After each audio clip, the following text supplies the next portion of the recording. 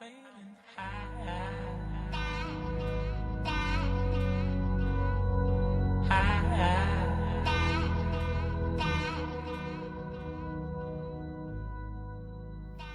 what is the difference between Reiki and Sekhem Reiki? So it basically, there is a few fundamental differences, like they originated in different times from different people. So Reiki is from Makao Usui. So he was a Buddhist Christian in the late 1800s, and during his journey to enlightenment, he spent 21 days on a mountain meditating, and his main focus was to stimulate his body's own sort of ability to heal itself, as well as inducing a deep relaxation and sort of bringing back balance and flow energy in his body. And Sekhem, however you want to pronounce it, is originated, it's an Egyptian Reiki. So this one was brought about a lot more recently. So it was the 1980s by Patrick Selgler, and he found out about this sort of Reiki while he was meditating in the pyramids. So while he was meditating, he had this sort of powerful experience, and his main focus again was to help heal deep emotional energy blockages. So just like any of the energy healings, we're all working with the energy of the universe. It just has different ways in which to focus our attentions. Might have different symbols, different mantras.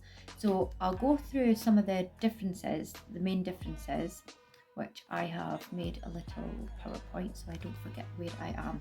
So the first one, as I've said, is the origin, so where it originated, purpose of the healing. So Reiki's main focus, well, on the surface anyway, is to heal yourself physically,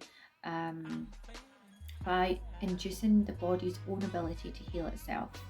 In Reiki as well, there's the levels, and you'll learn how to distance heal, you'll learn how to heal others and such like. And it can also be used on the emotions, and to develop spiritually as well, like most of the energy healing.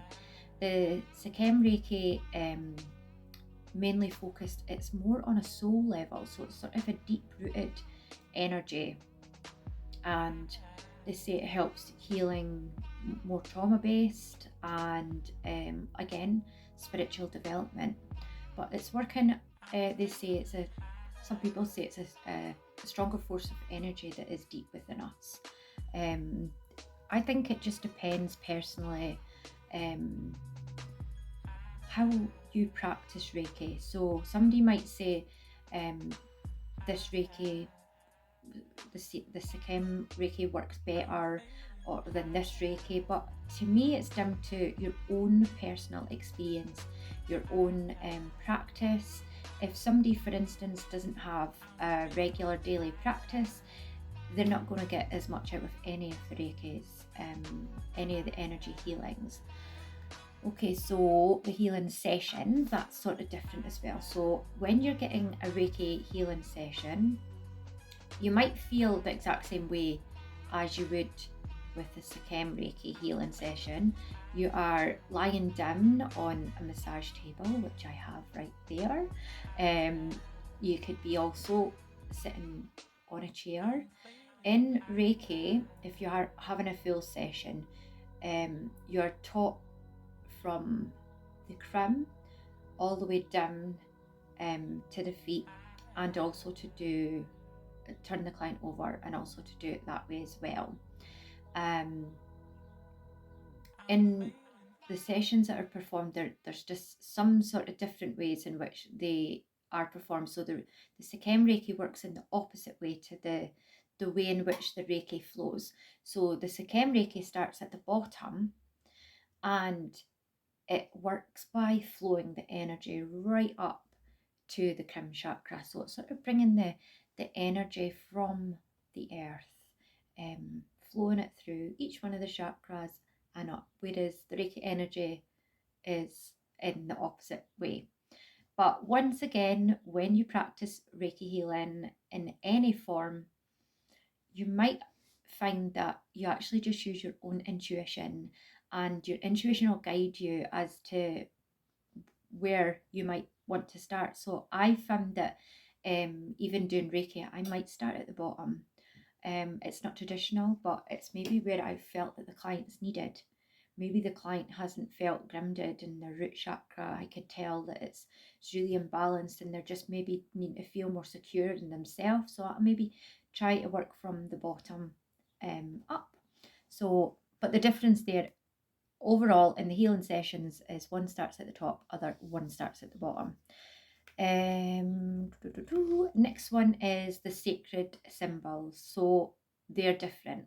So in Reiki, you're taught your symbols. In Reiki level 2, Reiki level 3, your master symbol, you're given a certain amount of symbols. And again, in the Sekhem Reiki, you have more symbols. So you have 9 symbols. In Reiki, you have your 4 symbols. So the Sekhem Reiki, you have more of the symbols to learn. Your attunement process. So to practice the 2 forms of energy healing, you'll learn how to access and channel the energy by getting an attunement. So both of these will be, you'll be attuned by your practitioner. The Reiki attunement process, that consists of getting one attunement per level. There's 3 levels, and the process, well, I find the process is very relaxing. You just feel the energy is flowing. Some people, again, it's all different. Some people could get quite emotional when they're being attuned, just as you can get quite emotional when you're getting a session, any sort of energy session, because of what it brings out. With the Reiki as well, you have advised to go through the 21-day, as you don't have to go and sit on a mountain for 21 days, thankfully, or unthankfully. You can do the 21-day meditations in the comfort of your own home or wherever you like.